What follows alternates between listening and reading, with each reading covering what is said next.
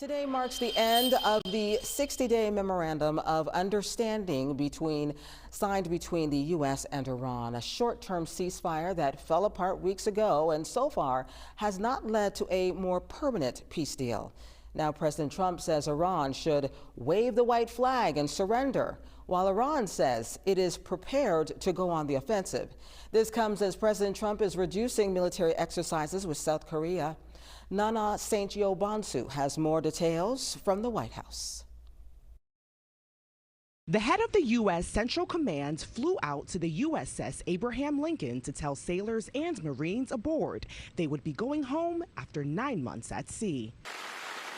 The USS George H.W. Bush is taking over in the Middle East, and the aircraft carrier may soon have new targets. President Trump told Fox News he will order strikes on Oman if the U.S. ally, quote, gets in the way of U.S. efforts to reopen the Strait of Hormuz.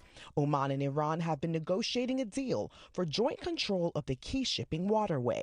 Meanwhile, Iran says with the 60-day memorandum of understanding expiring today, it is ready to shift to offensive actions in the strait.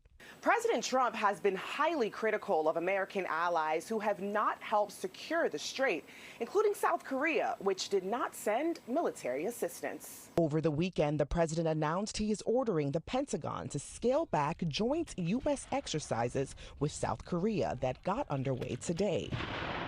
The president cited his relationship with North Korean dictator Kim Jong-un as a reason. Donald Trump has wanted to meet with Kim Jong-un ever since he came back in this second term. He's put out several feelers already, asking for the resumption of negotiations. The president called the military exercises hostile, which is language North Korea has used for years.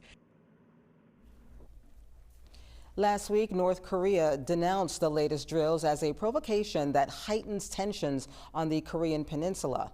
North Korea has test-fired 2 ballistic missiles in recent weeks.